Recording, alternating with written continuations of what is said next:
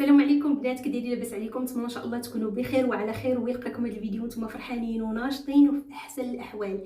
اليوم الحبيبات ديالي غنشارك معكم وصفه غزاله ورائعه لشد البشره، بوتوكس طبيعي يا البنات، غزال ورائع. فالوصفه فعاله في شد البشره لاخفاء جميع التجاعيد الرقيقه والغارقه اللي كتكون هنايا كامله. الوجه كيكون مشدود، الطريقه ديالو واعره البنات وسهله. ان شاء الله غادي نشارك معكم جوج وصفات، نشارك معكم هذه الخلطه هذه السحريه والخلطه الرائعه، يعني بوتوكس طبيعي ديال بصح فيلر طبيعي. وكذلك نشارك معكم واحد الخلطه ديال الزيوت باش دائما تحمي البشره ديالك من الجفاف وباش تبقاي ديري بها مساج كل ليله. فبالنسبه للخلطه البنات هي هذه، غادي ندوزو نشارك معكم المكونات ديالها، الطريقه ديالها، وغادي نرجع معكم باش نفسر لكم الطريقه، لان راه ماشي غير ماسك كديريه وصافي، ضروري نشارك معكم شي حويجات اللي غادي تفهموهم بالطريقه باش تنجح لكم الوصفه. ندوزو نشوفوا المكونات بعدا ديال هذه الخلطه هذه وعاد نرجع معكم.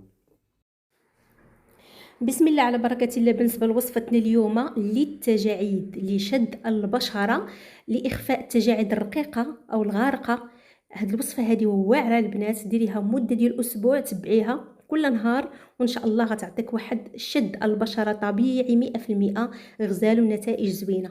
اول حاجه البنات غادي نحتاجو العسل الحر، ضروري يكون العسل الحر. من الافضل يكون بالشهد ديالو البنات. انا بالنسبه لي ما عنديش، عندي غير العسل هذا حر دوريجين 100%، ولكن ما عنديش الشهد ديالو. الا عندكم الشهد فديري العسل بالشهد ديالو. نحتاجو واحد المعلقه هكا، تكون يعني تكون كبيره هكا، معلقه كبيره ديال العسل الحر. الا متوفر عندكم راه الوصفه غتكون ناجحه 100%. غادي نحتاجو كذلك بيض السمان اللي معروف، بيض السمان راه ولا متوفر وكيتباع بزاف بكثره، مفيد للبشره، كيشد لينا البشره، كينقي البشره من التصبغات، من الكلف، من النمش، وكذلك كيشد لينا البشره وكيعالج لنا مشكل ديال التجاعيد، فكيجبد لينا الوجه. هاد الوصفه هذه واعره. فغادي نحتاجو واحد جوج بيضات من بيض السمان. بالنسبه لهاد الوصفه غادي تداوموا عليها مده ديال اسبوع يوميا، ان شاء الله تعطيكم نتيجه. انا غادي نحيد البياض وغادي نحتاج غير الصفار، هو اللي غادي نديرو في هاد الوصفه هذه.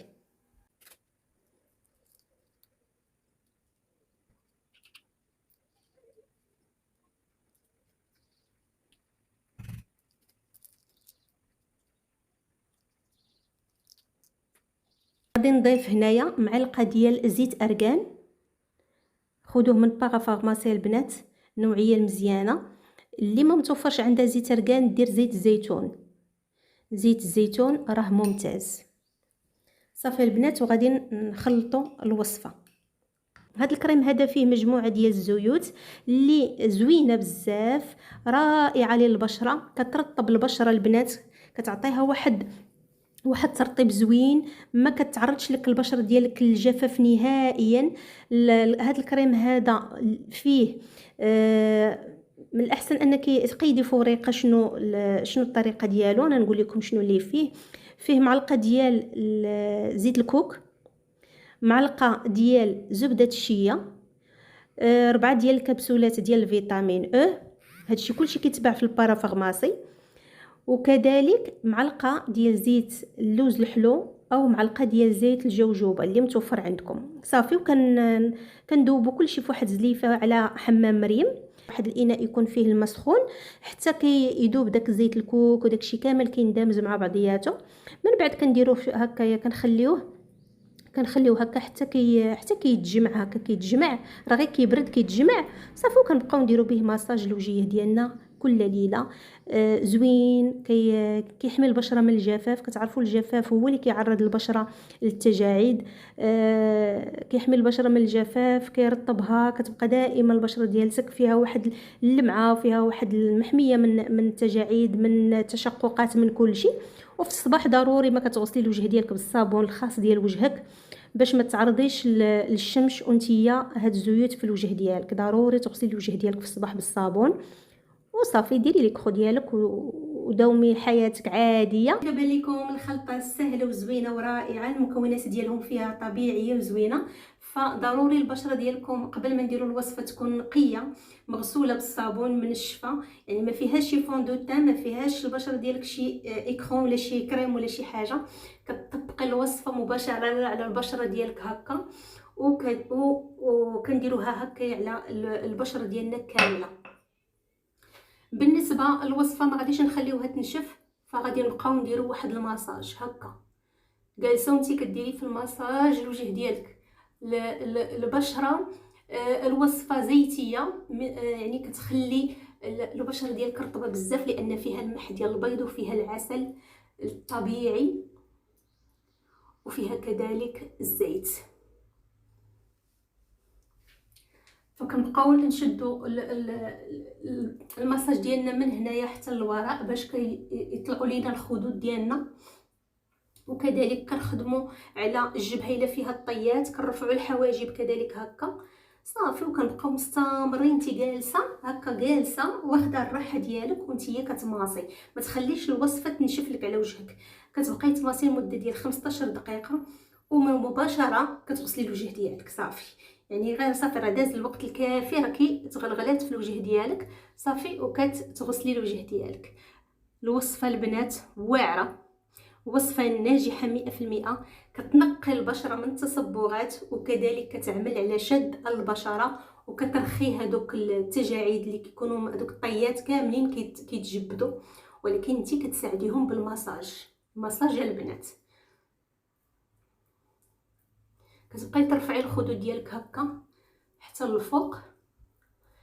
هاد الماسك هذا هانتوما البنات راه غادي يبقى ليا بقات ليا، غادي نغطي هاد الاناء ديال الزاج، غادي نغطيه بالغطاء ديالو، غادي نحتفظ بها في الثلاجه. الغد لي عاوتاني غادي تعاودي ديريها نفس الطريقه. من بعد الوصفه غادي ترطبي الوجه ديالك بالخلطه ديال الزيوت اللي درنا. يعني دابا غادي نستافد من الوصفه، غادي نكمل المساج ديالي، نكمل يعني حتى نوصل واحد 15 دقيقه، وغادي نغسل وجهي وعاد نرجع نرطب.